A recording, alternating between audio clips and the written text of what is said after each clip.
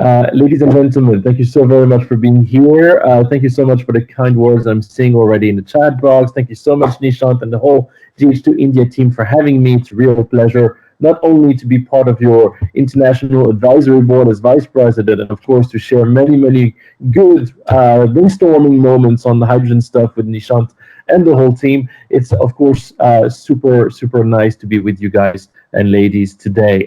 So I'm Mikaa. I'm speaking from France, basically here in Paris. I hope that the network will be in our favor today and will allow me to finish this presentation in due time and without too much hassle. So basically, I have roughly, what is it? I have like 65 slides, so I've made it like a digestible today. And the idea is, of course, to have as many questions from you guys as possible. So I won't be able to cover everything in just an hour, of course, but I'm sure that with your questions, we will have a pretty diverse set of topics covered this morning for me, afternoon for you. So let me just share those slides and let's get going in a second. Sit back, relax. It's going to be dense, I can tell you, but the more important part is that things are going to indeed be informative for a good number of you. I hope so. And if you can't see my slide as I move forward, just Nishan, please let me know on WhatsApp so I can tweak things a little bit, because I know that Microsoft Teams sometimes can be a bit capricious compared to other webinar software. So basically today the idea is to share with you like a snapshot of where we stand globally speaking when it comes to green hydrogen. And of course, when I mean hydrogen here, I mean hydrogen and its derivatives and its downstream markets. I won't have the time, unfortunately, to basically provide you with a snapshot on everything as much as I would. Just to give you an idea, in my universities, it takes me about 100 hours to cover literally the whole hydrogen market and geopolitical aspects that I can think of. So basically here in an hour, it's just going to be short. If some of you are a bit frustrated, just send me an email, don't worry, and we're going to sort it out. And maybe we're going to have some other more focused webinars in the future with the GH2 India team. So basically, Quo Vadis clean hydrogen in Latin. So in a nutshell, the idea here will be to basically provide you with this snapshot, as I said. With that said, if you have like a specific focus on maritime affairs and whatnot, then don't hesitate, of course, to save that for the questions. I have plenty of data to share with you.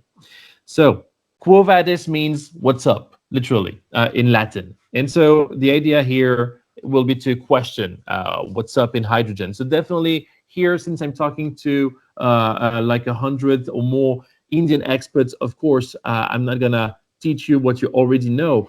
The idea, though, just might be interesting here to provide you with a outsider's look on what's happening in India.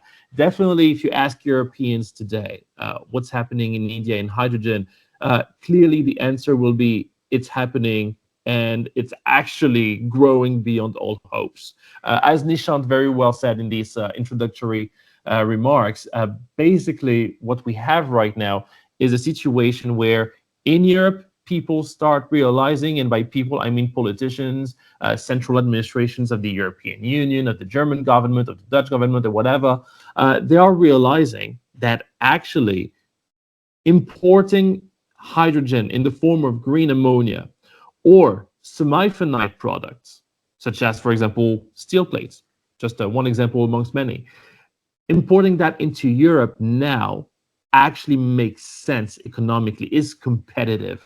And that indeed is a game changer. And the whole thing, of course, started, this whole perception shift has started, of course, last summer with the green H2 and green ammonia auctions, definitely. So when we see now the figures that Nishant have shown you in the beginning of this session, when we see that, and when we see as well that there's many offtakes for Indian projects taking place, of course, in Singapore or in South Korea or in Japan, what we see is actually a growing competition. For many, many, many years, you've had Germans, Dutch, Belgian players coming in to India, trying to develop green hydrogen projects and so on. And here, I'm not just talking about the last couple of years, since the beginning of the Indian green hydrogen mission. I'm talking about since the first Indian efforts to develop a actually comprehensive hydrogen strategy back in 2006, 2007 at the time already, so 20 years ago now. Basically, what these guys are seeing now is that, well, India won't be an easy market to actually tap into, whether you are just selling some components, electrolyzers, whatever, but also if you are trying to get molecules, because indeed, Asian competitors are actually very, very, very competitive in the Indian market to actually to get these molecules. So this is definitely changing the perception, not just about India, not about just green ammonia, but about the whole hydrogen value chain from an import point of view in Europe. And definitely, this is not something that is limited to India. Of course, in India, we've got these figures, which are pretty concrete, saying, yeah, the price range of weighted average landed rate of green ammonia is actually now competitive against gray. And of course, this competitiveness has increased due to the Hormuz war, but we're going to go talk about that a bit later. This is something that we also see in other places. We see that in China. I'm going to talk about that at length, definitely. We see that in Saudi Arabia. We see that also in Oman. And basically here, it was very interesting. We had the Sultan of Oman in Paris just yesterday, actually meeting with the French business community and with President Macron. And definitely the feeling in the room was that, well, in Oman, hydrogen has taken a toll due to the Hormuz war, meaning there's like at this point kind of a standby approach, but it's just temporary. And it's primarily due to exogenous factors, i.e. the Hormuz closure, definitely. But the fundamentals for hydrogen in a country like Oman, and of course the fundamentals for export of, once again, semi-finite products, e-methanol, e-ammonia, and the likes, the fundamentals are strong. And definitely if they're strong in Oman, where you've got the largest project being constructed right now being only 300 megawatt, then definitely in India, in Saudi Arabia, in China, and other places in the world where projects are much bigger at this point, then definitely the competitiveness is only greater, as you can imagine. So basically, the main consequence of the year we've just gone through, beyond all the geopolitical exogenous factors and whatnot, the main consequence of what's happened last summer in India is, it's not just that India is now like back on the hydrogen map, so to speak. No, it's more than that.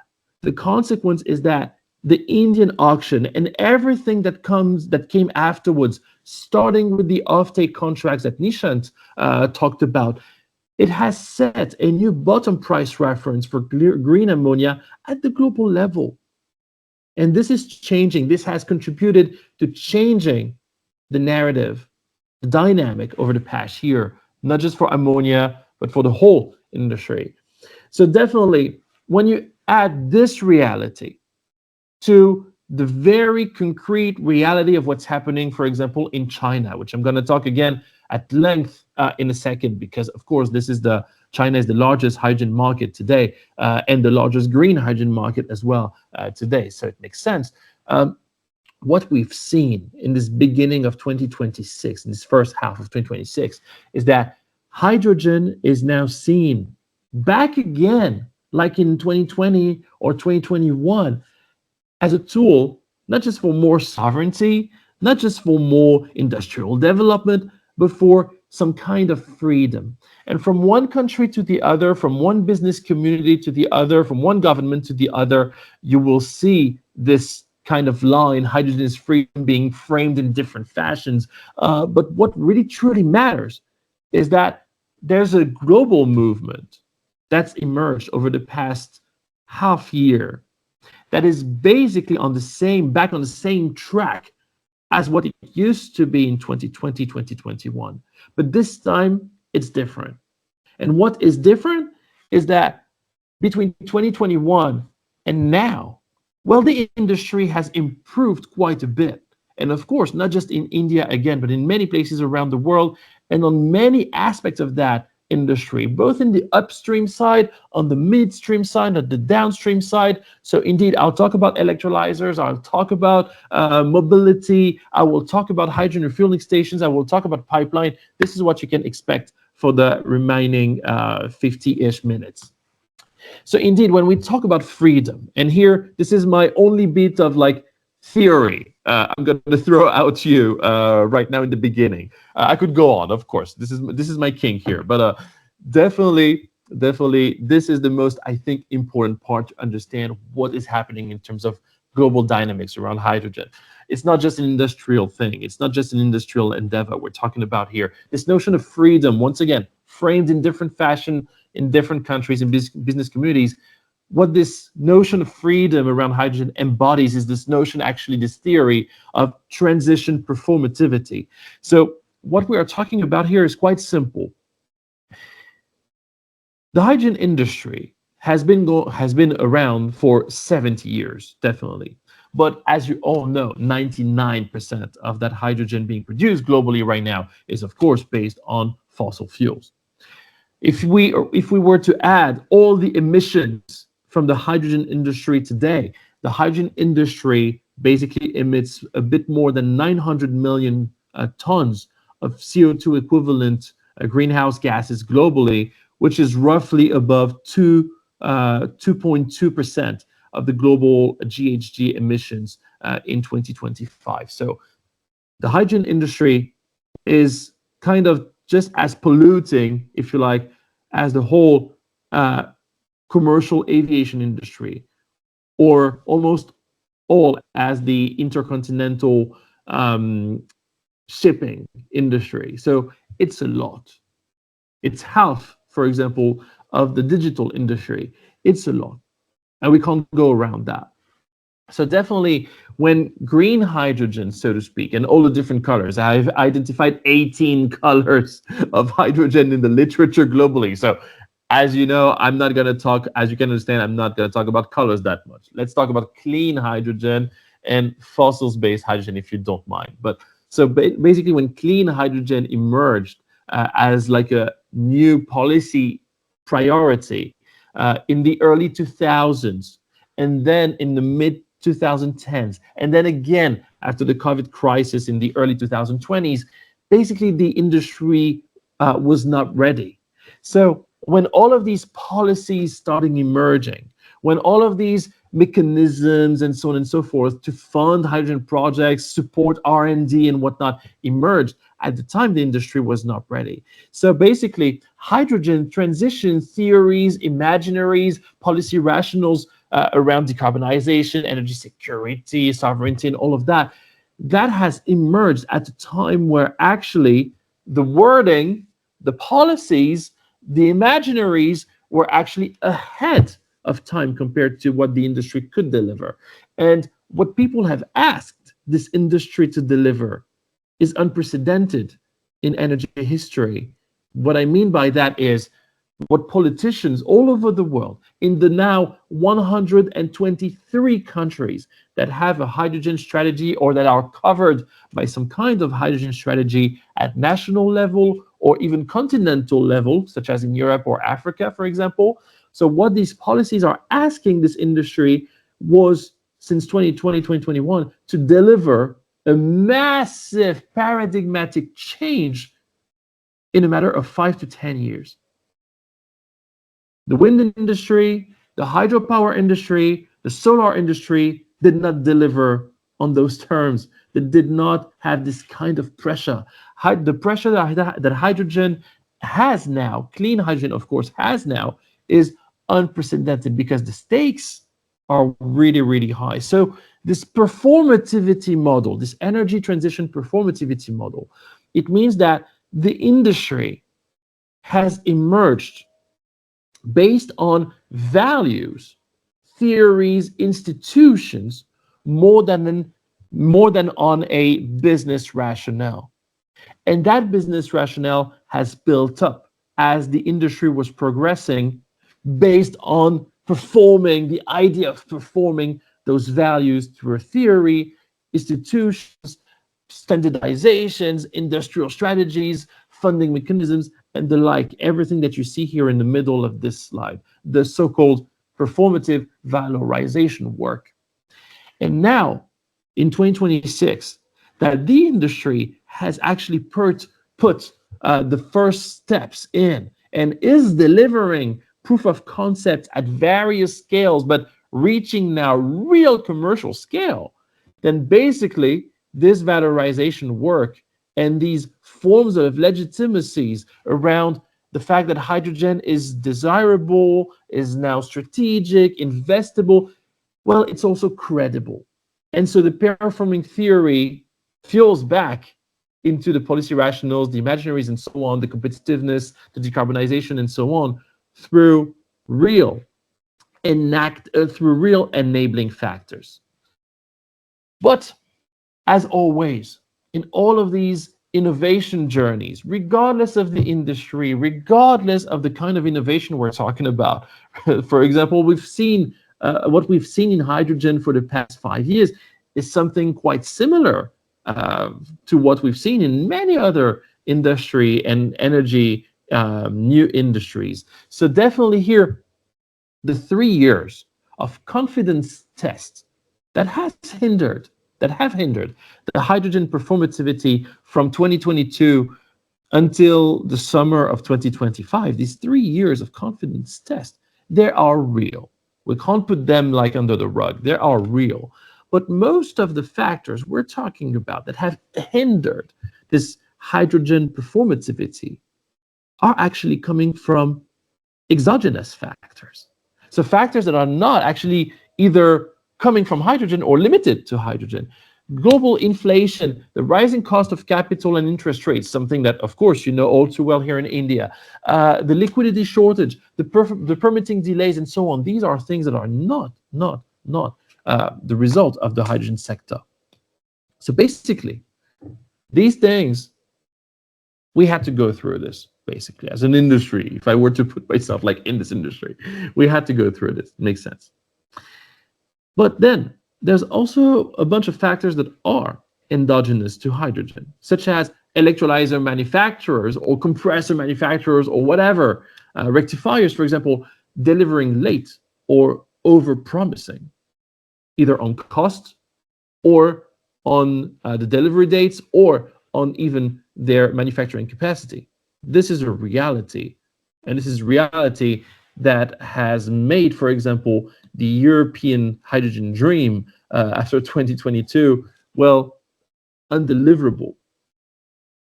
Then, second thing, a lot of industry players. I'm not going to name names here in this webinar. I don't have to, I think. But there's plenty of industry players all over the world who have been waiting, playing games, trying to socialize risks.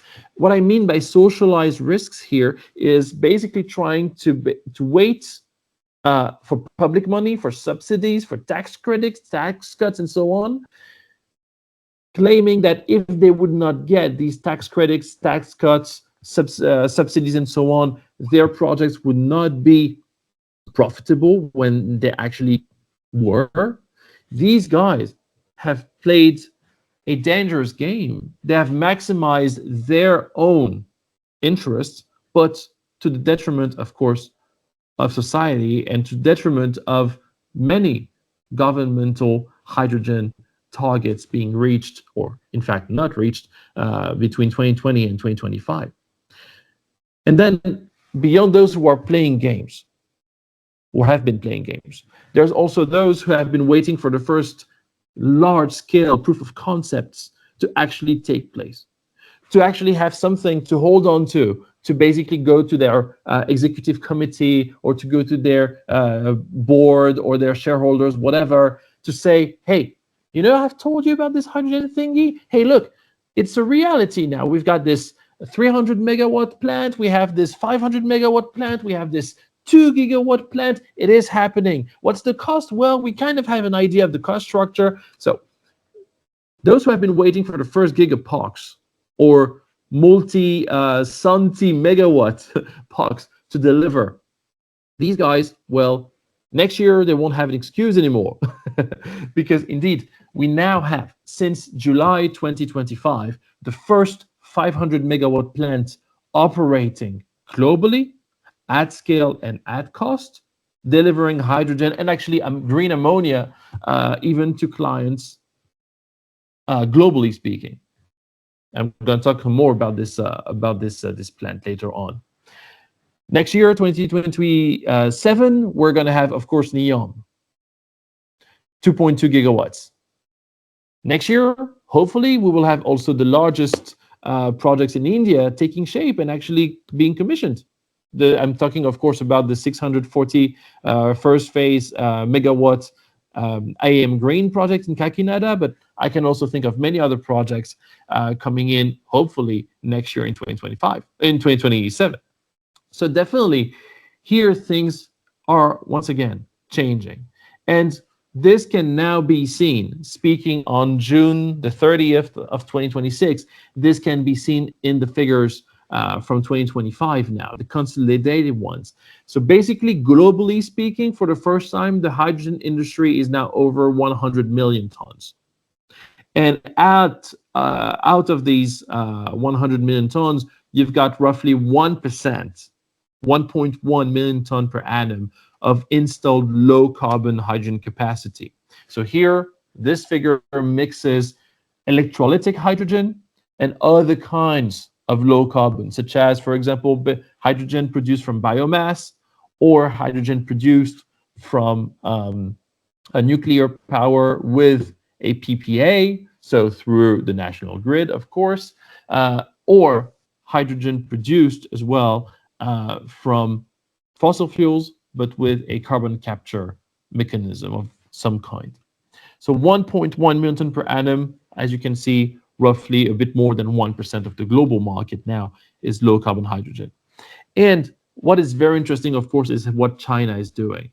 In China, the operating or in construction electrolytic hydrogen, and here, once again, only the electrolytic hydrogen capacity is 1.15 million ton per annum. I'm going to break it down in a few slides. But once again, this shows you that we are starting to reach levels, scales that actually are now significant. Of course, it's just the beginning, but it starts to be significant.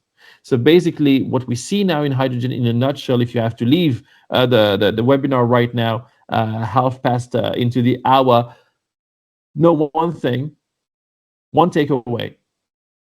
What we see now in hydrogen happening is on par, on the right course, when compared to other innovations, basically reaching its market and becoming early mainstream, regardless of the sector here.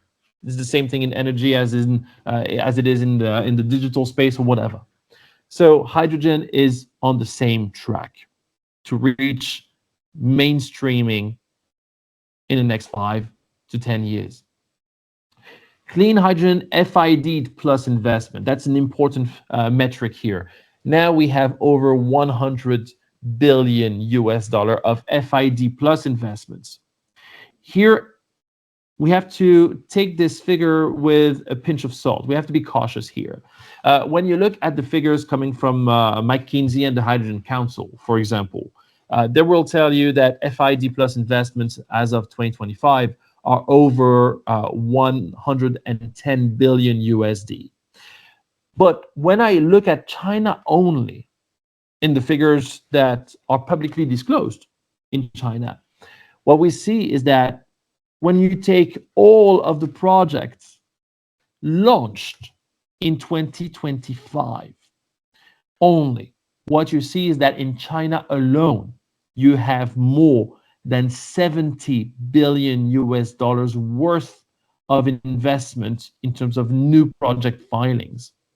So I'm using this figure here, over 100 billion USD, just to, like, to give you an idea of where we stand, and once again to show you that it's significant. But actually, my figures are taking into account China, much higher than those that you can find in the Hydrogen Council literature, for example. Now, clean ammonia imports, competitive with dirty in Europe, Korea, Japan. We've talked about that, and that's, of course, yeah, kudos to India, but not only for that. And the first 500 megawatt EU RFNBO certified. If you're not familiar with RFNBO, as an acronym, it means renewable fuel of non-biological origin. Well, basically, this is what you need as a certification to basically export, in your Indian point of view, export your hydrogen-based products to Europe, for example. Well, the first 500 megawatt EU RFNBO certified plant is actually now running.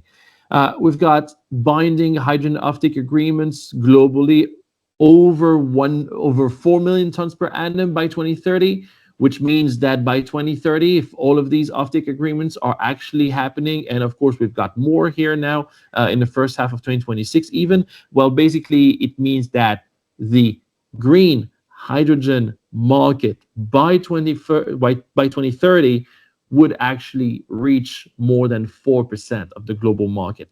That is very important, once again, because it shows that hydrogen would break thresholds, break upward, of course, thresholds that show in the innovation adoption literature, in theory, but also in practice, that hydrogen would be definitely on the right course towards mainstreaming. We've got in China and Korea theoretical OPEX parity with diesel between clean hydrogen and diesel reached. And that, of course, is significant for the mobility industry, for example. I'm going to talk about that in a second. And here, once again, if we talk about FCEVs in operation, yeah, the numbers are lower than what was not just expected, but what was advertised back in 2015, 2017. But these are robust infrastructure being put in operation. These 50,000 FCVs globally, the basically first hydrogen refueling stations over 5 tons a day. So these things are happening. And midstream-wise, of course, clean hydrogen pipelines are happening also. So if you want to know more about all of that, a good starting point will be the latest 2026 Global Hydrogen Outlook, published less than 10 days ago by the International Energy Agency, the IEA. You will see that across the documents, there's like 2 different trends that are kind of not conflicting and not clashing with each other, but are coexisting, if you like. There's this idea that hydrogen is progressing, and this idea that, or according to the IEA, the hydrogen is not progressing as fast as it was promised. And that is true. That is true. Hydrogen is not progressing, clean hydrogen is not progressing as fast as it was promised. But the metric to show that in the report, I think, is a bit flawed, because the metric that is used is basically this. 2030, how many projects are going to be delivered? 2030, how many projects are bound to be delivered or can be expected to be delivered? How many million tons per annum does that all make? 2030, 2030, 2030. And indeed, since globally, in Europe and in the US in particular, but globally, many projects that were promised to start operating by 2030 have been postponed by a year or 2 or 3. So into 2031, 2032, or 2033. Mechanically speaking, these projects and the associated capacity and the associated offtakes and so on and so forth are now out of the figures that the IEA has kept to basically show how the industry is moving forward until 2030. And that's the reason why I'm saying the metric is flawed. What is very important here is to note that there are far more, actually 3 times more, new hydrogen projects announced or reaching feed stage or FID stage, 3 times more projects are happening than projects are being canceled. 3 times more in 2025.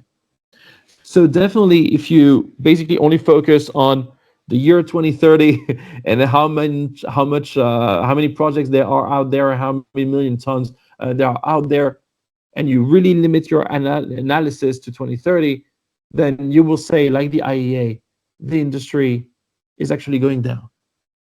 And when you take into account the fact that we've gone through these 3 years of confidence test, with many exogenous factors pushing hydrogen projects to be postponed by 1 year or 2 or 3, but still being on course to actually being delivered, then you have a different sense of where the industry is going, don't you? So this is where I'm going here, using this data from the IEA. It's a very good starting point, but then we have to dig deeper. One thing is certain, though: China is the leading market globally, and India is the fourth leading market globally, with India, of course, using more hydrogen, all kinds of hydrogen combined here, than Europe, and being, of course, a market where substitution, meaning clean hydrogen replacing dirty hydrogen, makes a lot of sense. So at this point, as I've told you, roughly 1% is coming from low emissions production. So definitely we have record growth expected for 2026 here, and record growth both in green hydrogen and in blue hydrogen, so to speak. Please don't use colors. Let's call it green or low emissions, right? So we've got record growth, and definitely this will be the story of 2026. And that might, of course, change some narrative here and there. So indeed, hydrogen, as I said, is holding on better than expected in this first quarters of 2026. We have committed production that is higher.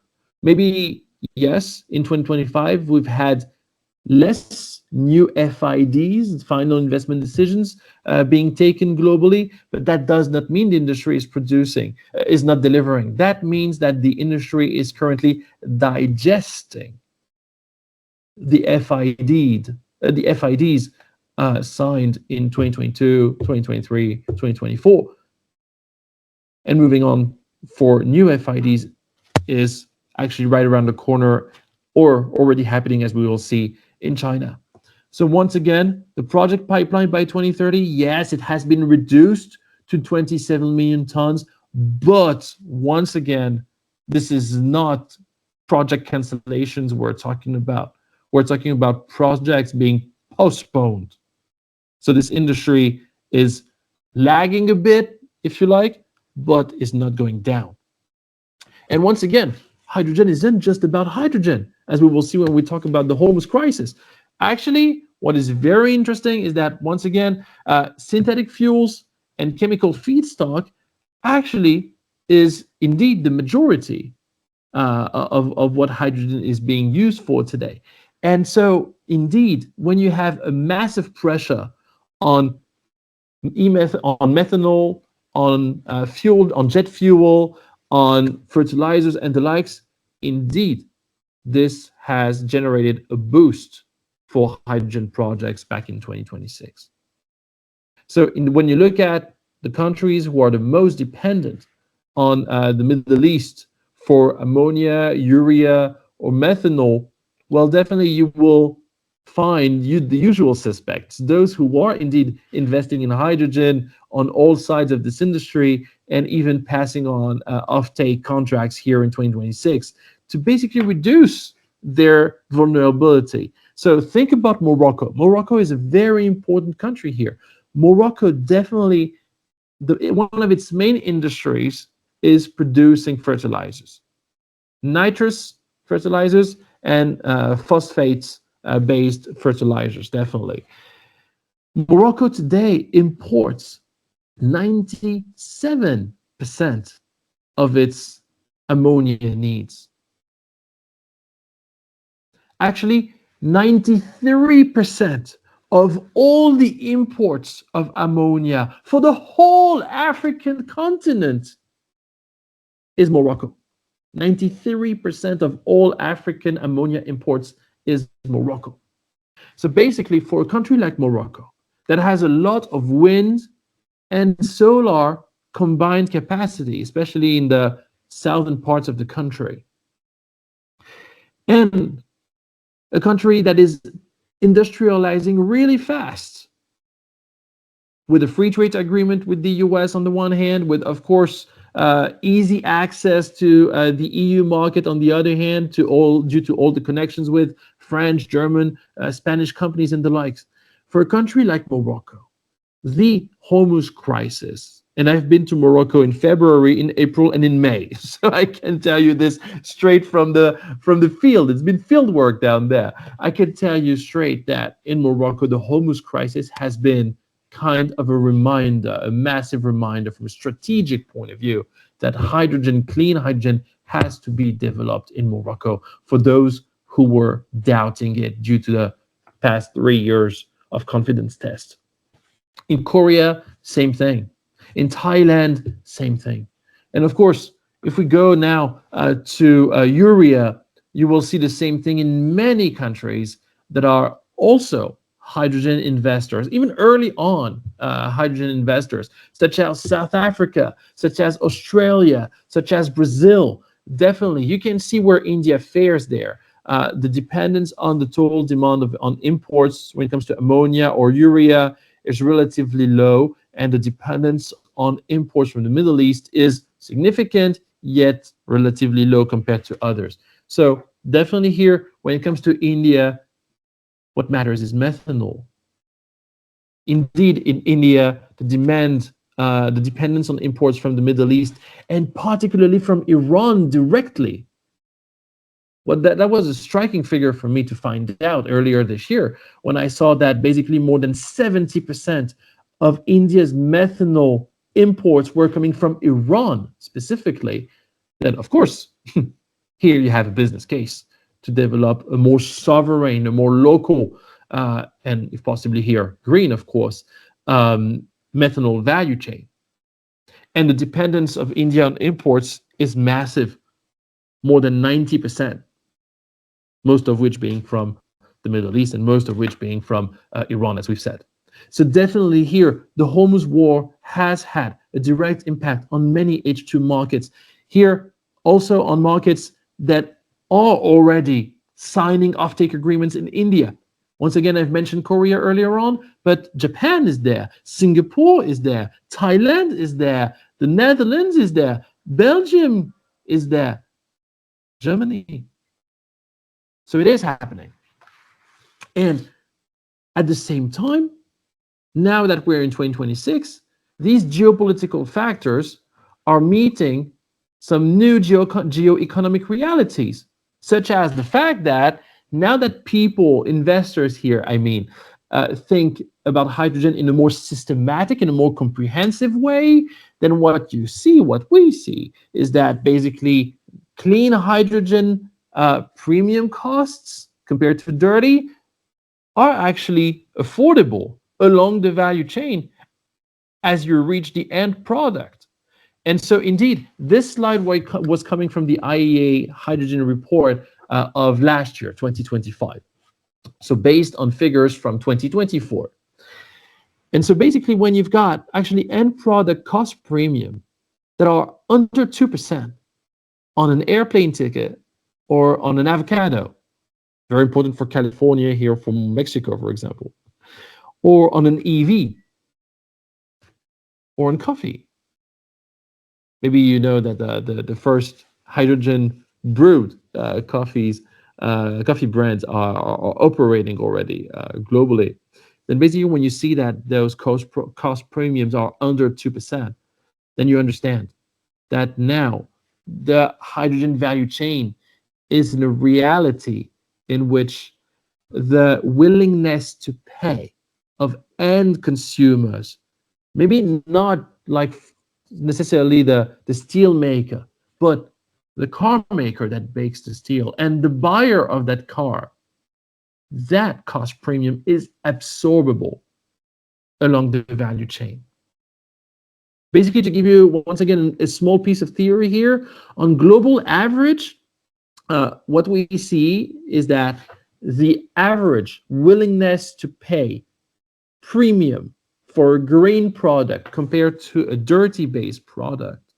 Here I'm talking about all sectors combined, huh? So automobile, as much as like washing machines, as much as avocados and the likes.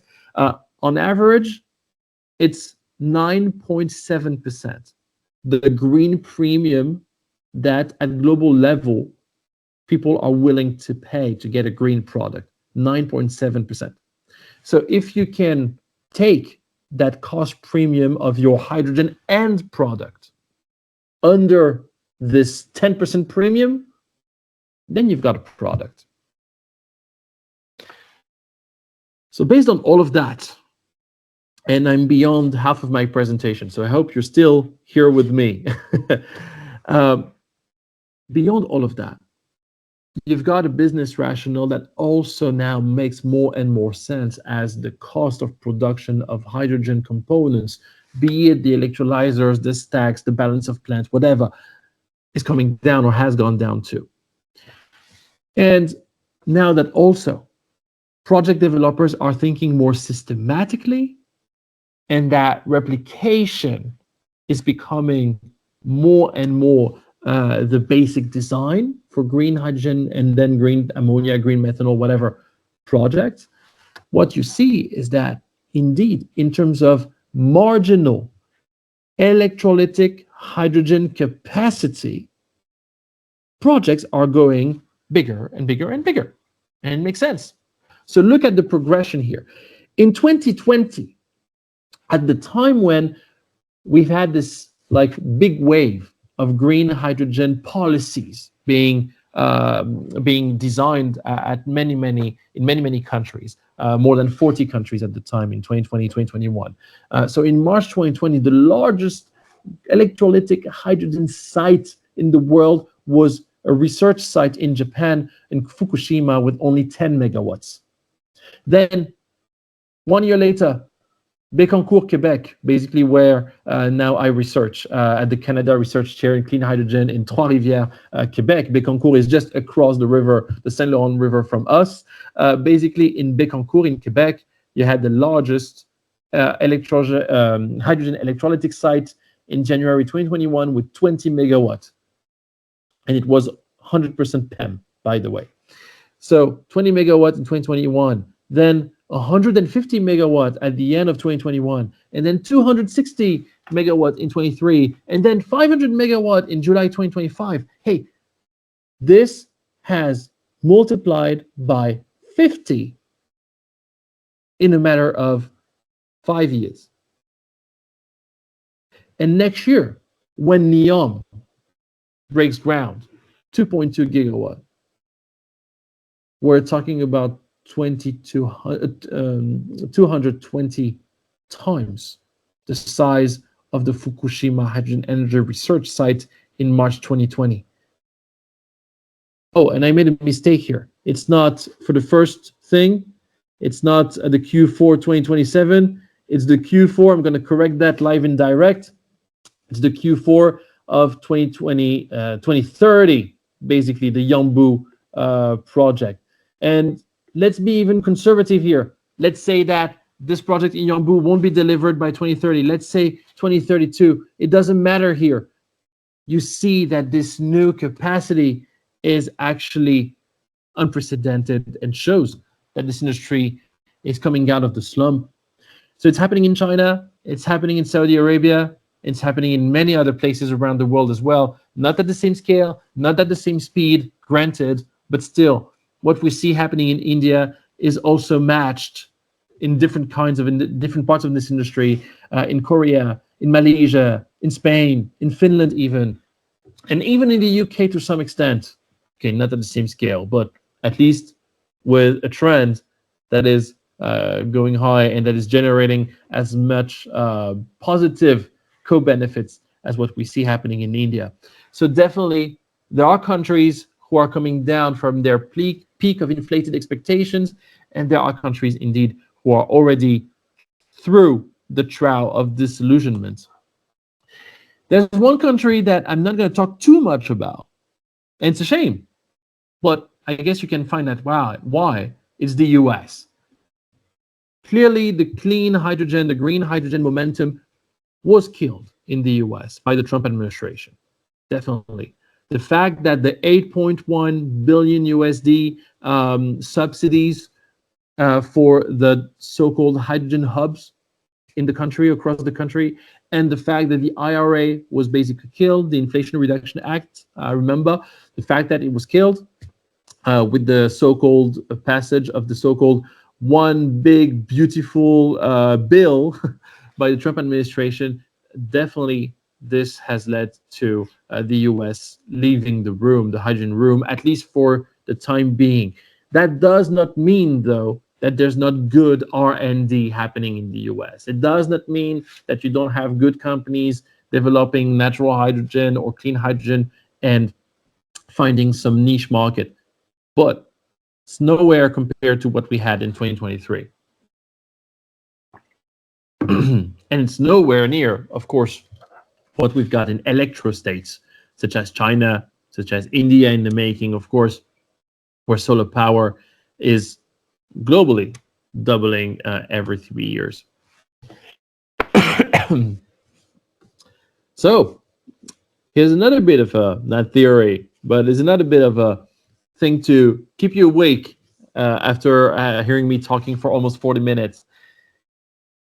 What China is showing us is that if you stick to the plan, well, adapt the plan if you must, but if you stick to the plan, you keep the vision, you might have actually some good results if your fundamentals are strong.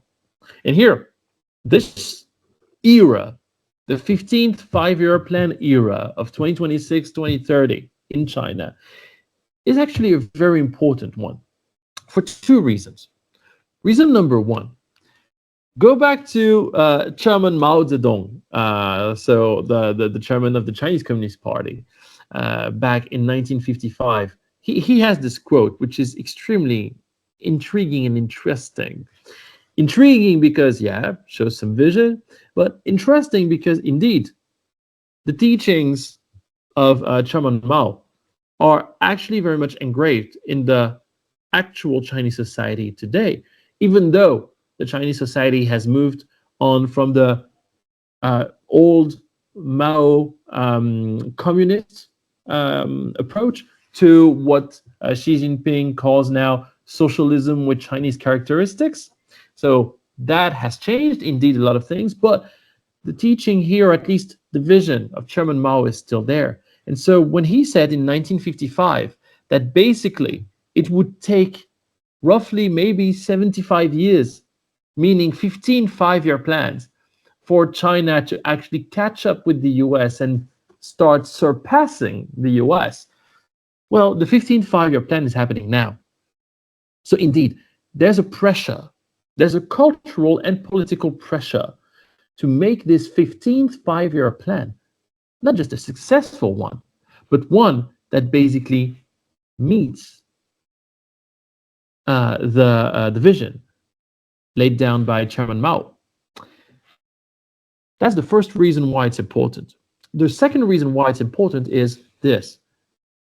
China is not new at hydrogen. It's already the leading market globally. We've seen that before. It's mostly dirty. Okay, granted. But what's important is that in 2020, the Chinese central government laid down a hydrogen strategy spanning over 15 years, from 2021 all the way to the end of 2035. 15 years in Chinese terms means 3 five-year plans. So right now, the 2026-2030 five-year plan is actually the second one in which hydrogen is a priority. And it's the cornerstone one, the pivoting one between the demonstration times, if you like, of the 14th five-year plan, 2020 to 2025, and preparing the next 16th five-year plan from 2031 to 2035. So basically, what China is preparing now, building upon what it has worked on over the past 5 years, what they're doing now is preparing the next 5 years, this 16th five-year plan in which hydrogen is supposed to be in China at least 5% of the total primary energy. That actually is a target. I'm not sure they're going to deliver that, but still, the dynamic is there. And it's not just political one, of course, through state-owned companies, through local governments, and through many other players in China, all fitting into the same strategy, narrative, and vision, then basically you can sense that money is not a problem. Dynamism of this industry is not a problem. Land availability is not a problem. Policy is becoming less and less of a problem. To give you an idea, we've had just in May and the first half of June 2026, so just over the past, well, 6 weeks, roughly 6 to 8 weeks, we've had 40 policy plans, policy documents, policy strategies, reforms, standards, whatever, financing mechanisms, and so on. 40 documents being presented and implemented in China over the past just month of May and month of June 2026. This is the magnitude, the scale of this top-down policy approach that China is developing here for its hydrogen industrial policy. So indeed, to put the numbers I've told you about before already, this idea that China now has, at the end of the 14th five-year plan, 250 kilotons per annum of hydrogen, clean hydrogen, operating in the country, and 900 kilotons per annum in construction right now. When you add those two numbers that are very concrete, that roughly is the equivalent of 14.5 to maybe 16 if you really take like very inefficient electrolyzers, right? 14.5 to maybe 16 gigawatt of electrolysis capacity installed by the end of this 15th five-year plan, operating and in construction right now. This is, of course, the leading market in the world. And there's one actor in this market that is basically having a global impact, and that basically is taking costs down and project scales up. It's Sinopec. So Sinopec is the Chinese equivalent to Reliance, for example, in India. And so what Sinopec has been doing is going from a small demonstration electrolysis capacity in Zhongyuan in 2022 for the Winter Olympic Games, organized in Beijing and Zhongjiakou back in 2022. So a small demonstrator of 2.5 megawatt to 260 megawatt the next year in Kuche, Xinjiang. Then the next one will be in Ordos in Inner Mongolia, 390 megawatt, currently in construction by the end of 2028, commissioned 28 and 28. Then the Ulanqab project, supposed to be commissioned in 2030 by the end of this five-year plan. Here we're talking about 1 gigawatt with an LCOH target of 9 to 15 renminbis per kilogram of hydrogen. If you're not familiar with the renminbi conversion, or maybe you're doing it now with some app, basically I'm going to give you this figure in euros. Basically, 15 renminbi is roughly 1.8 euro, and 9 renminbi is roughly 1.15 euros. So in US dollars right now, it's roughly $2 all the way down to 1.4 US dollar. This is the target for this project. And here, once again, if you're not familiar with the Chinese approach to like developing a feed for a big industrial project like that in a state-owned company, when they say that the target is 15 renminbi, it means, and we've got confirmation of that from Sinopec, it means that basically they are confident that on their current knowledge, the current state of available technologies, 15 renminbis is actually reachable. So the feed stage is at least for 15 renminbis. Olowa. So this once again shows that with this project in Ulaanbaatar in Mongolia, we would have here the first at-scale green hydrogen, or rather electrolytic hydrogen project that would be directly competitive in terms of LCOH with gray, or rather coal-based or fossil fuels-based hydrogen. And of course, the idea is, of course, to have a pipeline from Ulaanbaatar all the way to like the main Tianjin, Beijing area. So one of the main, of course, economic industrial areas in the country. And then there's this Yambu project for which Sinopec, together with the Spanish company Técnicas Reunidas, they have secured.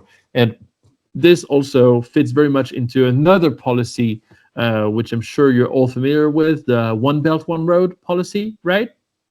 So Yambu is definitely fitting into this One Belt, One Road thing. So just to give you an idea and maybe like a sense of how it looks like, I was in Kucha. I was in Kucha with the Chinese International Hydrogen and Fuel Cell Association just 2 weeks ago. So we were in Kucha for this very private visit of this infrastructure. And so here we're talking about a 350 megawatt solar PV plant dedicated only to the hydrogen plant. So you've got the PV area, you've got the booster here. I'm sure that many of you who are coming from the PV industry into hydrogen, you're familiar with that. You've seen that, maybe you've built that yourselves in India and elsewhere. So you've got the PV, you've got the booster, and then you've got, not downtown, but like in the suburbs, immediate suburbs of Kucha, so this a city of 500,000 inhabitants. You've got the hydrogen plant, so to speak. So you've got 260 megawatt once again, full alkaline, and definitely this serves as a national lab for the Chinese players, not just for Sinopec. Maybe here you can see a sense of how the scale of this plant is. Basically, what you see on the right-hand side is a depiction, 3D rendering of what the plant currently is, and it's pretty real here.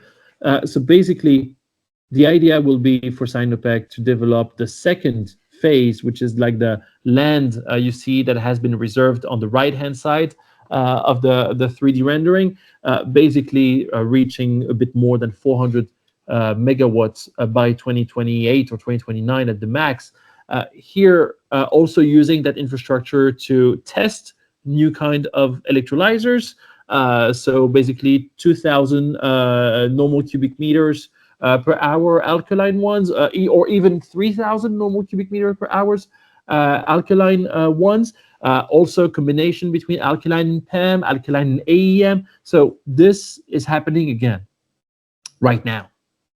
So this whole infrastructure was launched in terms of like feed in October 2021.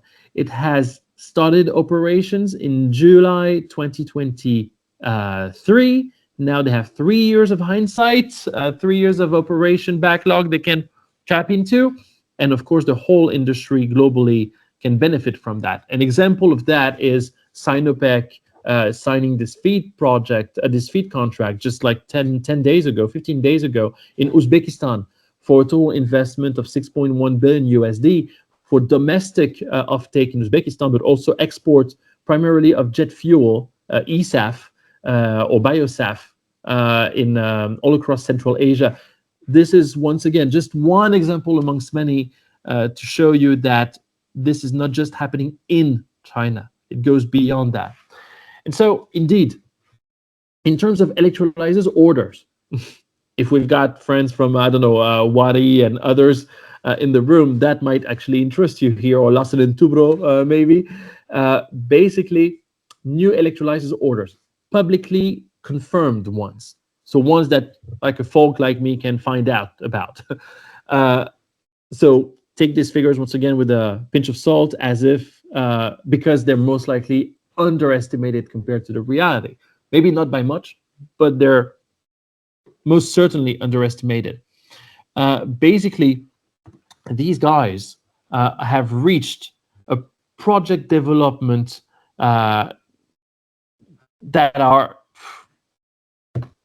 quite important right here. 322% increase, absolutely massive, compared to 2024. Just let that sink in just for 1 second. There's a brutal demand acceleration. Here, let me just say one thing. In 2025, since you have the end of the 14th five-year plan, basically, if you're a Chinese developer, you know what you have, meaning you know the policy environment, you know the mechanisms in place, you know what's been put in place to help you develop an industry. You don't know what's coming next. And at the time, like in the first half of 2025, there were not doubts, but questions in Chinese decision-making circles as to, is hydrogen really going to take off and the government will still support that coming into the next five-year plan? Or are the subsidies and mechanisms going to be taken down a bit? There was a lot of doubt. So indeed, in the first half of 2025, you had this kind of rush to basically get what you could get. Once again, policy certainty is key here. And at the end of the year, in the second half of 2025, you see there's a bit of relaxing here. That makes sense because as early as in September, October, the Chinese central government basically started saying that hydrogen would still be a priority in the next five-year plan. Hydrogen would be subsidized even more just to basically prepare the foundations, lay down the foundations for the 16th five-year plan. So everything that I've told you before, the Chinese decision-making ecosystem in hydrogen learned about that from the government like in September, October. So these figures, they're impressive. They need to be digested by this industry as well, right? You can't have a 300% increase year on year for years. You can't have that.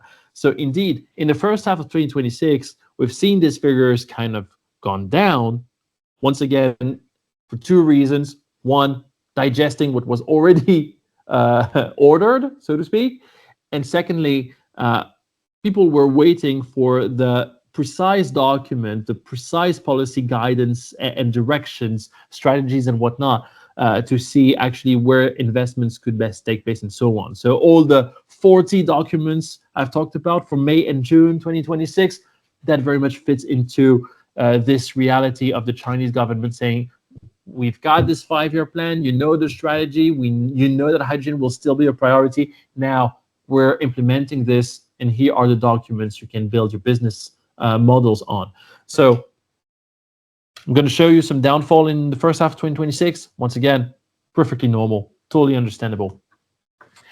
With that said, though, you've got more than 200 OEMs in electrolyzer manufacturing in China. 200. And of course, only a bunch of them actually have gotten orders in 2025. So here, we need to compare this 4.9 gigawatts of new electrolyzer orders publicly confirmed to the installed electrolyzer manufacturing capacity. And you see that here, the overcapacity is crazy. So indeed, the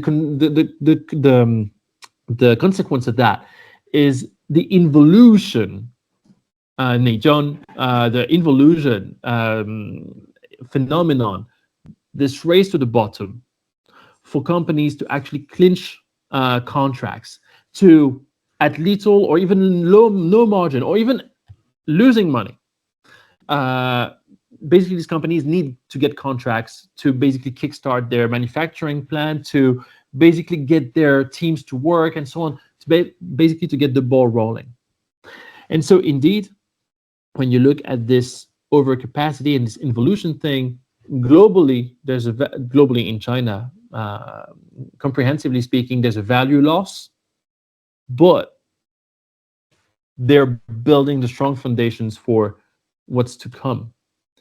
In 2026, here's what we've got. So these are the figures that I could get for January all the way to April, so the end of April 2026. Here we are talking about project filings.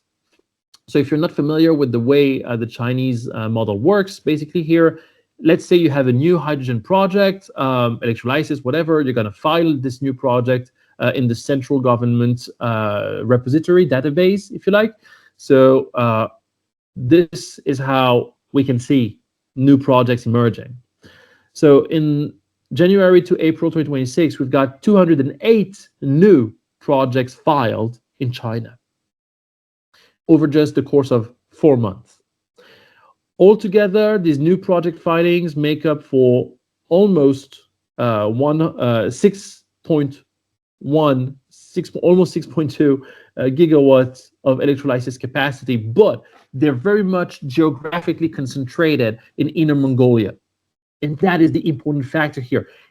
When you go to China, don't just go to Shanghai or Beijing or Tianjin or Guangzhou or whatever. Go to Inner Mongolia, go to Xinjiang, go to Jilin, go to other places, to other provinces, to Chongqing and whatever, where actually this thing is happening. And so you will see Inner Mongolia, of course, with its 12 gigawatt hub of course, hydrogen across the province, is actually attracting a lot of investment, the vast majority of said investments. Altogether, this 6.145 gigawatts of electricity capacity, these 208 projects, they make up for the equivalent of almost 14.5 billion USD. So that's pretty, once again, telling. But if we compare that to the figures of the first half of 2025 even, so here we're comparing this project findings, We're not comparing to the electrolysis, to the electrolyzers publicly disclosed orders that I was talking just before. So when you look at this January to April 2026 versus the January to end of June 2025, so the whole of the first half, what you see is that basically the project count for this new project filing is roughly 4/5 of what you had for the whole first half of 2025. When you look at the declared investment, so the value added at the end of the day by those projects in terms of capex, we're talking about almost 100% of what we've had in the first half of 2025 over the course of, once again, 4 months instead of 6. And when you look at the declared scale, well, once again, this is massive. This is massive. So when we meet in India in September, or when we meet in India for HyVolution and the Indian Green Hydrogen Assembly in November, I will give you the figures at the end of the first half of 2026. And my suspicion is that, well, the record semester that was the first half of 2025 will be crushed by the first half of 2026. And now going back to the electrolyzers, new orders, either through bids, so tenders, or through basically bilateral signings, we're nowhere near the same levels as that of last year at this time. But once again, this makes perfect sense this time on the electrolyzers orders side, because we are talking about an industry digesting what has happened last year. So digesting this flurry of new projects as part of the 14th five-year plan. So when you look at the figures for January until May 2026, so over 5 months this year, you've got 567.8 megawatts of new electrolyzers orders publicly disclosed. I'm sure the numbers by the end of June will be higher than that, because many projects will, many orders, many bid awards will be revealed in the month of June or after the end of the semester. So we're going to have figures that are going to be higher than that. But even so, look at the January to May 2026 and compare that to the European total operational electrolysis capacity at the end of 2025. Well, basically, This gives you a sense of the magnitude of what's happening in clean hydrogen in China and what could happen as well in clean hydrogen in India. This is where, once again, I really want you guys to understand why this is important and significant. What we see in China, there's actually no reason for us not to see the same thing happening in India in the coming years. There's no reason. And the early figures that Nishant have already shown you earlier in this presentation, of course, kind of testify of this trajectory.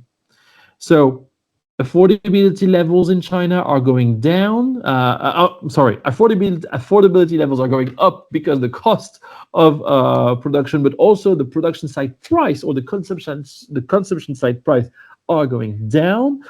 Here I have to accelerate a bit, so that's why I'm going to go a bit faster. But once again, there's been an improvement. I can't wait to give you the figures for the first half 2026 when we meet again later this year. And indeed, in demonstration clusters at this point, we already see average production side prices that are actually close, very close to becoming parity, like comparable in terms of competitiveness to fossils-based hydrogen, definitely. So the cost of critical equipment has gone down. The cost of electricity input, of course, is going down as well. What we see is that basically on the market today, you've got much lower costs of components, equipment, balance of plant, electrolyzers, whatever, than what was expected for 2025 back in 2021. Here I've put you on this slide like a source from Bloomberg, but I could have taken another source from DNVGL or many others. It was always the same.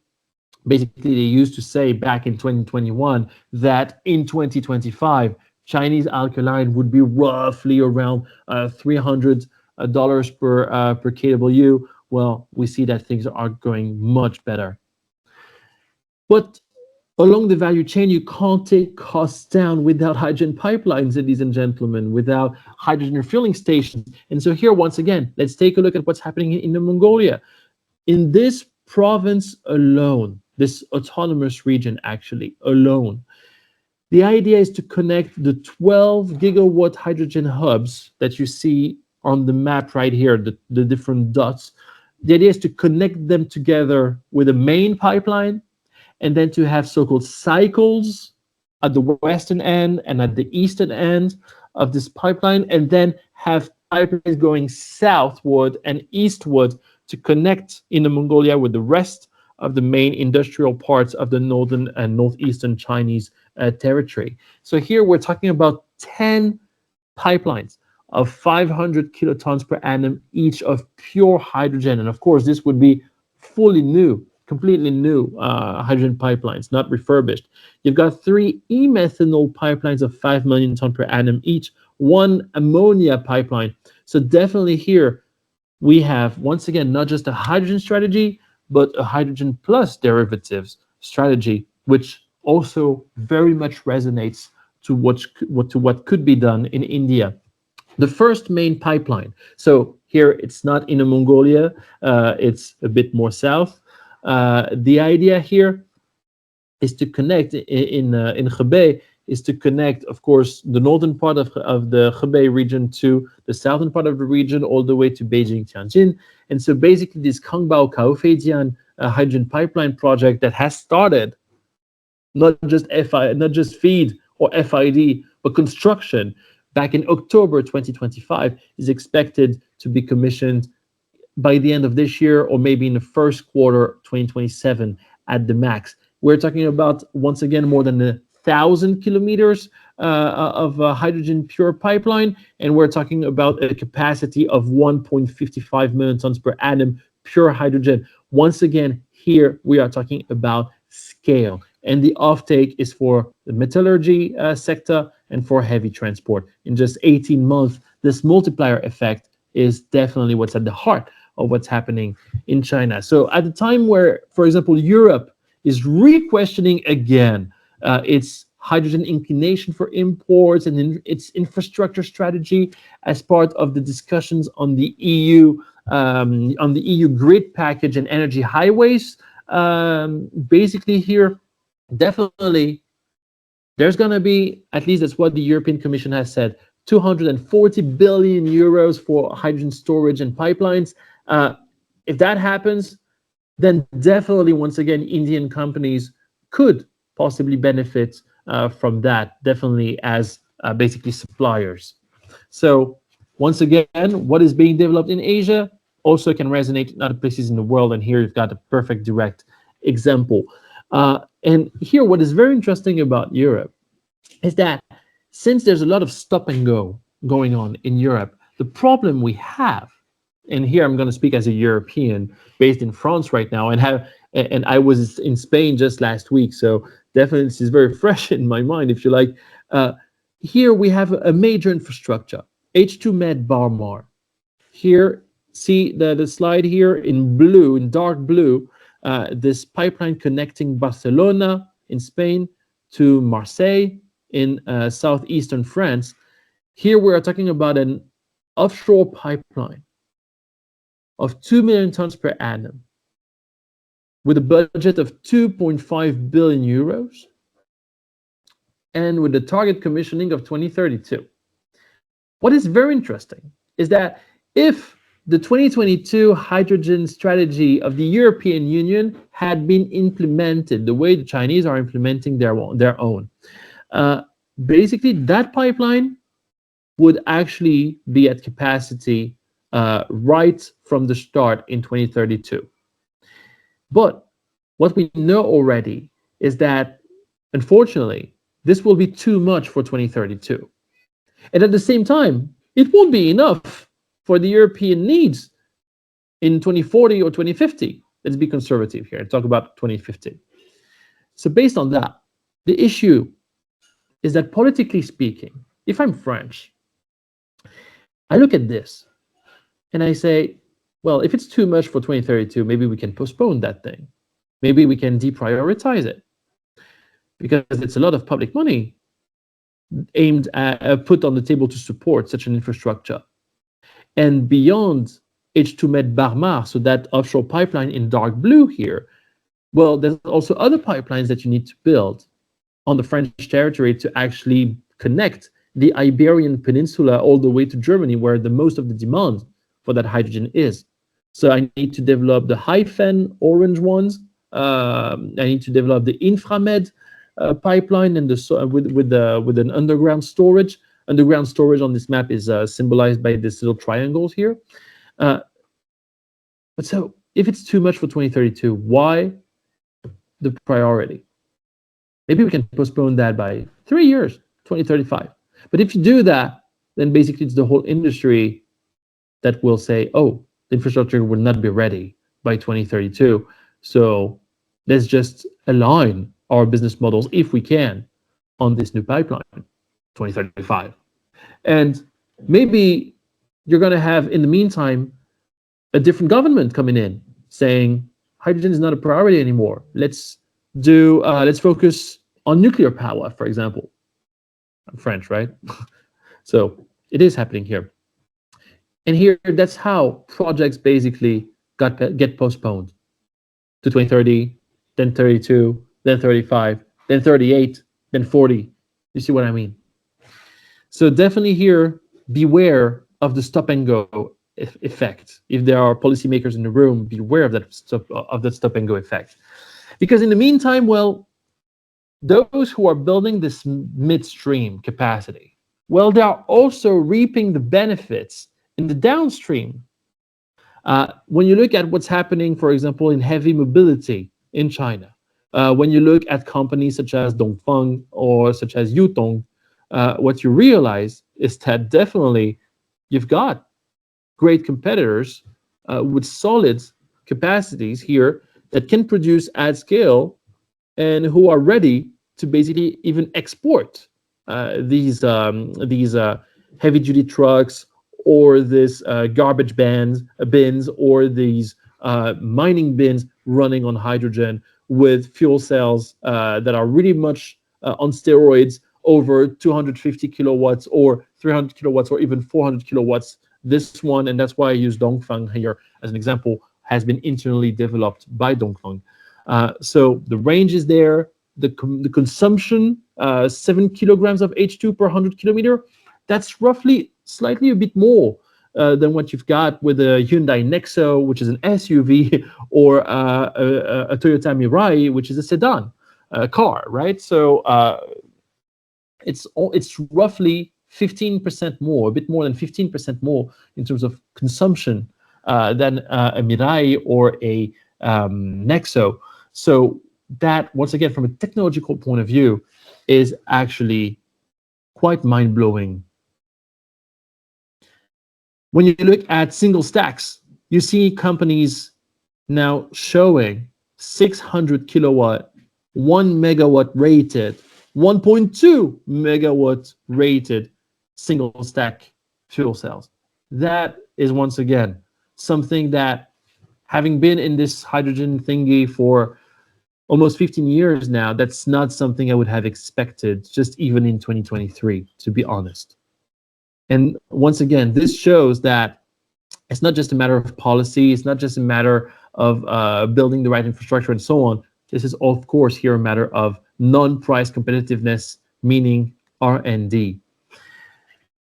But it's also a matter of business integration. When you look at Hyundai, for example, so what you see here are the global fuel cell electric vehicle. So here I'm not talking about ICEs, right, running on hydrogen. Global fuel cells vehicles sales across 2025. What you see is that Hyundai, thanks to its Nexo 2, and also its, like, there's a bunch of other products, but let's not go into the details. I'm already way over time. Hyundai has had a growth rate that was really impressive. Toyota has gone down by 40% globally. Honda is doing a bit better, as you can see, but its contribution is rather marginal at this point. It's going to increase for sure. But how can one explain the success of Hyundai, which is literally the market? Hyundai is the market in 2025, both globally and in China. Well, it's integration.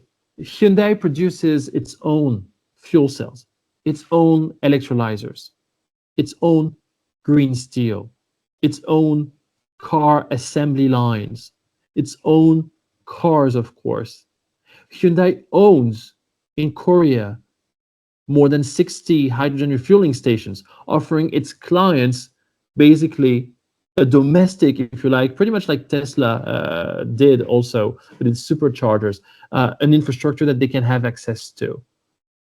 This whole thing enables Hyundai to basically kill costs all along the value chain, reduce the premium all along the value chain, and show the government that they are leading hydrogen. So basically in Korea, so they can have access from a political point of view to facilities, to new land allocations, develop new laws together with the government to basically sustain this growth, which is actually showing, which is really true.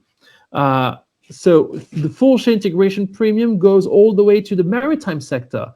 Hyundai produces its own Haber-Bosch process capacity. Hyundai also produces its own, of course, hulls for the boats. So you see where I'm going with this.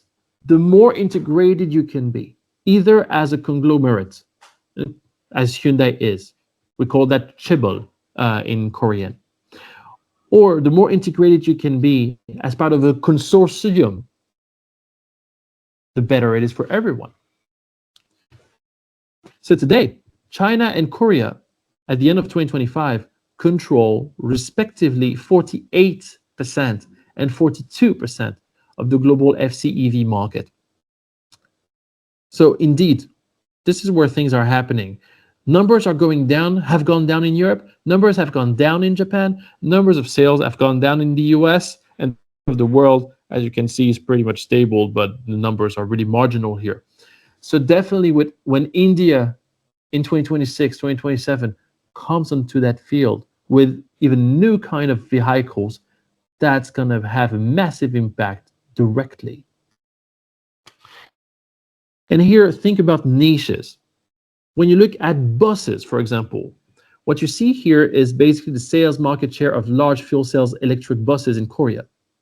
What you see is that in the first half of 2025, in the electric buses niche, well, hydrogen has gone past the early adoption thresholds. Remember what I've told you, like this bit of theory in the beginning of my presentation, right? The early adoption thresholds or mainstreaming thresholds that an innovation has to basically break going upward to basically become more and more adoptable.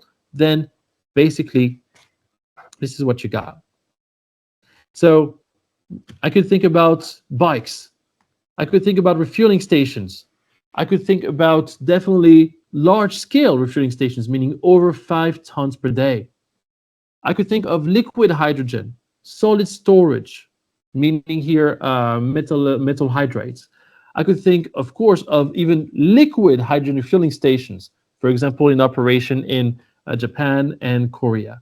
I could think of drones, of course, coming out of the niche market, mainstream bound, whether it's for strategic deliveries on the left-hand side here of the slide, or whether it's for like surveillance and defense, or whether it's even for like cleaning of PV panels or cleaning of high-rise buildings. Well, H2 drones are coming out of that market.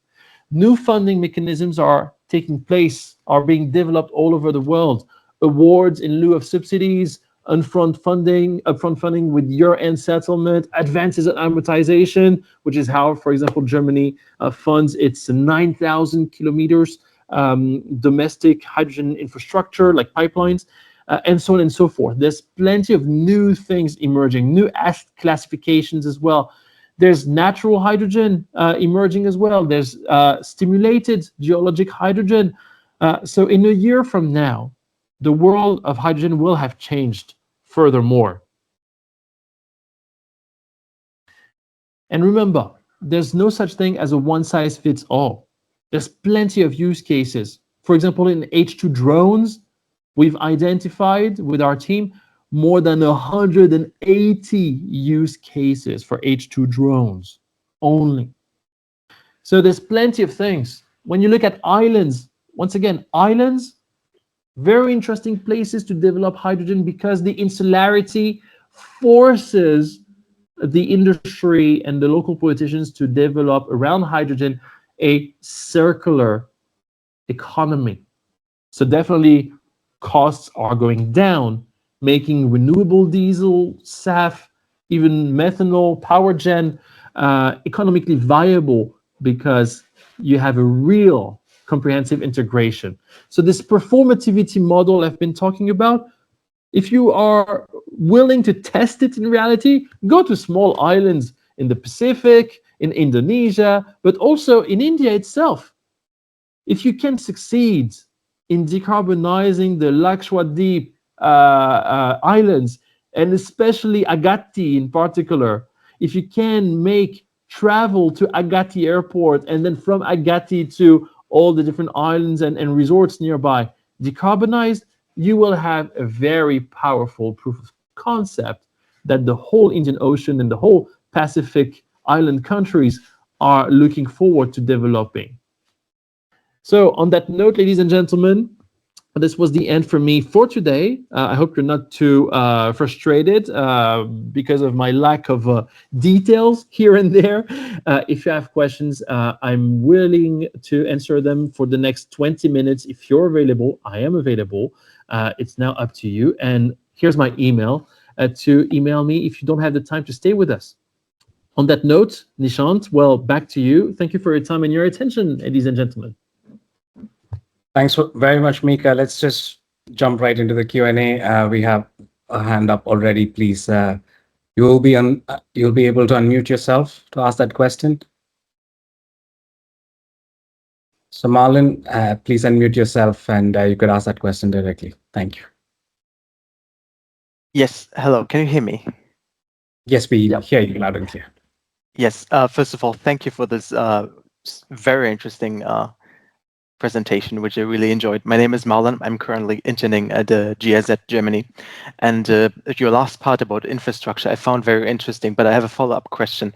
Do you know anything about whether the investment into hydrogen transport infrastructure, also for global hydrogen trade, is keeping up with the investments into generation capacity?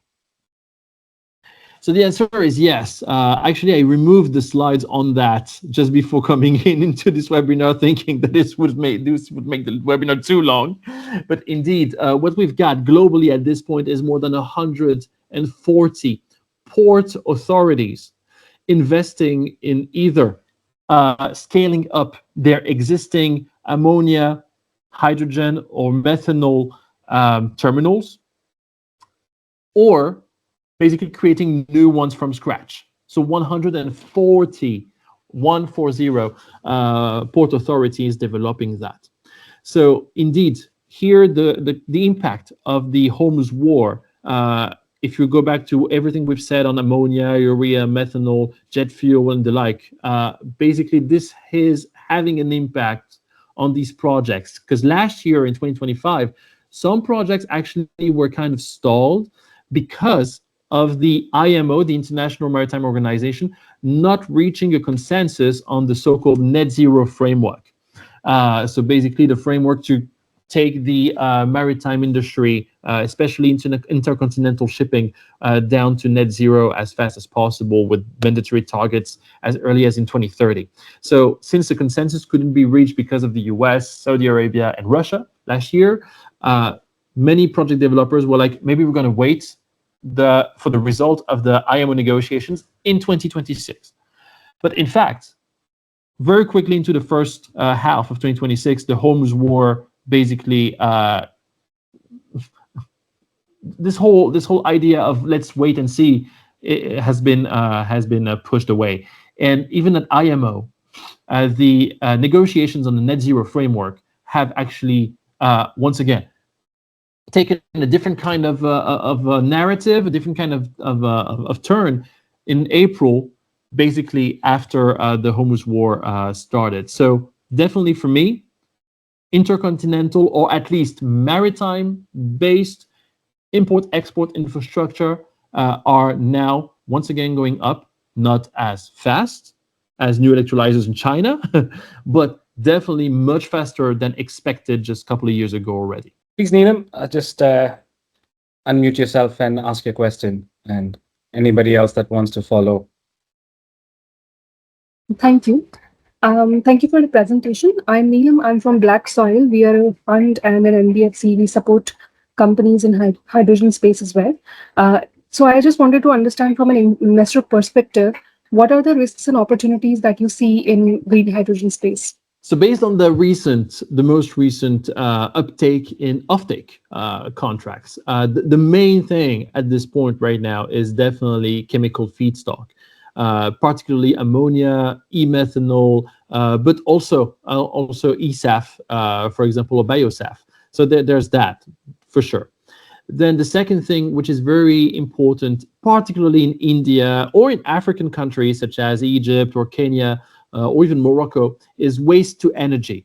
Waste to energy, and more than that, actually, not just waste to energy, but how policymakers with local companies are using hydrogen as a way to build waste to energy, of course, value chains, but before that even to reform or build from scratch where it's non-existent the waste management capacity.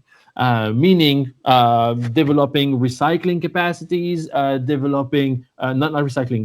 collecting capacities, using hydrogen with hydrogen-powered garbage bins to basically also have that hydrogen coming off of the waste-to-energy value chain back into the beginning of the circular approach. So waste to energy, and before that, waste management, and then waste to energy. is also a very interesting opportunity that we see emerging as emerging in billion-dollar contracts, for example, in Egypt. So there's stuff like that. And then finally, another point which is very much underlooked, specifically in the methanol industry, in the methanol value chain, the methanol to olefin to polymer to plastics value chain. Very, very important here, because one of the things we've seen, of course, in the Hormuz War is that the impact it has had on the plastics end products on PET, for example, has been crazy, with prices multiplied by 2, 3, 5, depending on geographies, especially in Europe or in Korea, with even restrictions on garbage bags being placed in Korea due to this lack of supply in plastic. So basically, methanol to olefin polymer plastic, this is a value chain that is very, very important right now too. Thank you, Mikaa. Chetan, can you unmute and ask your question, please? Yeah, hi Mikaa. The presentation was all about hydrogen generation from electrolyzer. I was wondering if there are any pathways that are developed across the world on biomass-based hydrogen generation or other pathways, and what's the status of those? Thank you. Thank you, Chetan. So basically, indeed, when it comes to biomass, there's two things that are really, really emerging. First of all, you've got, and it's very much linked to the waste to energy value chain I was talking about just a second ago. You've got indeed biomass to bio CH4, and then what do you do with it? Do you use it as biogas, or do you split it into hydrogen on the one hand and carbon on the other hand? So you've got this emerging indeed in places beyond the countries I've already mentioned. You will see that emerging as well in California. You will see that emerging in Spain. You will see that emerging in South Africa, for example. So there's plenty of other examples of that in Japan as well, by the way, or even in Korea. And then the other thing is the pyrolysis plasmolysis route. So here you're going to use organic matter, indeed, kind of same thing, but at much higher temperature in an anaerobic vacuum to make things simple. And here the idea is to supply not only the hydrogen but also the heat. Basically, the idea here is to connect pyrolysis or plasmolysis plants with nearby steel or cement plants, for example, and the idea will be to use the heat circularly between the steel plant, cement plant, the hydrogen production capacity, and back into the steel or cement plant. So definitely this kind of a pyrolysis plasmolysis thing is emerging, and here not just on all things related to biomass, but also related to coal. For example, even in Mongolia, it was presented by the government just yesterday. Even in Mongolia, one of the 5 largest new investments in Mongolia that are supposed to develop or fuel the new economic development strategy of Mongolia is actually based on pyrolysis. So definitely with coal. So definitely biomass to hydrogen with pyrolysis makes sense. With plasmolysis makes sense, but also coal to hydrogen using the same methods is also emerging as well.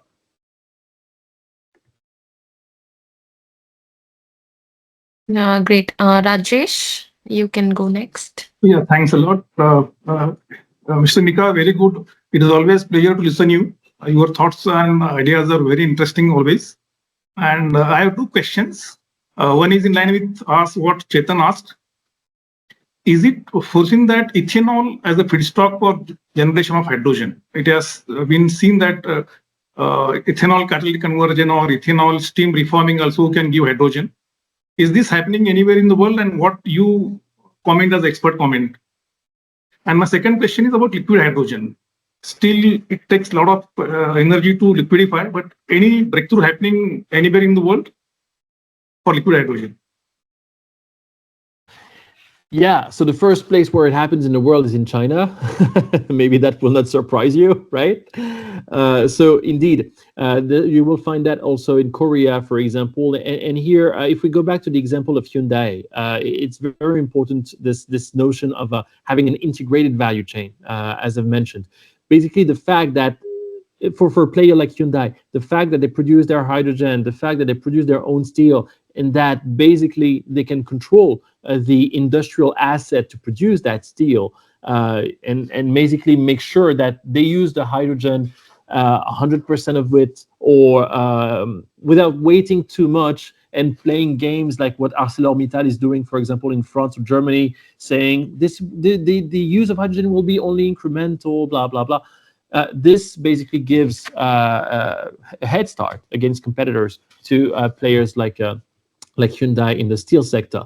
The problem we have, though, when it comes to exporting that hydrogen-based or green hydrogen or clean hydrogen-based steel, is the lack of standards, globally speaking.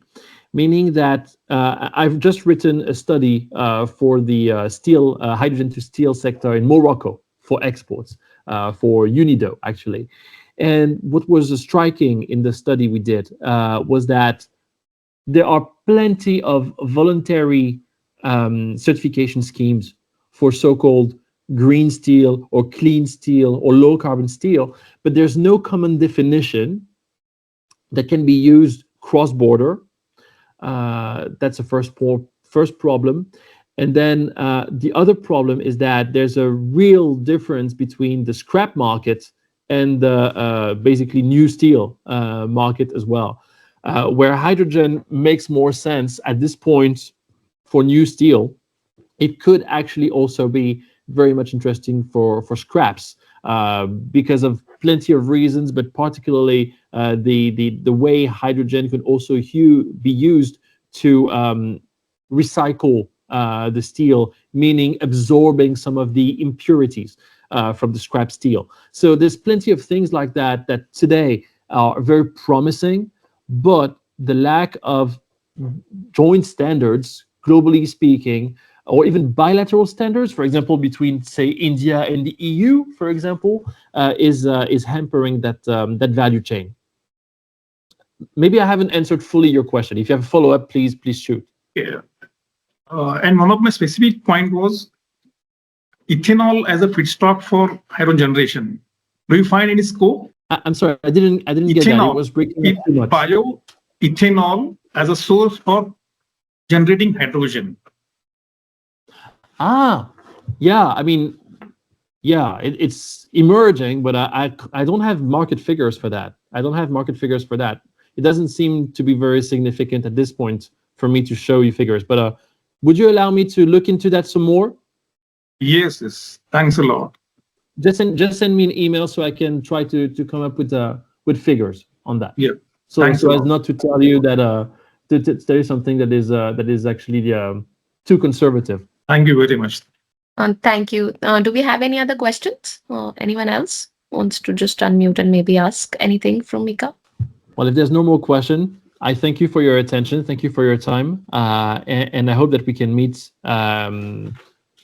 in reality, in flesh and blood, for the first Indian GH2 India events in India in September, or of course in November. I look forward to seeing you and being there. Well, Mikaa, big thank you from our entire team and all our attendees as well.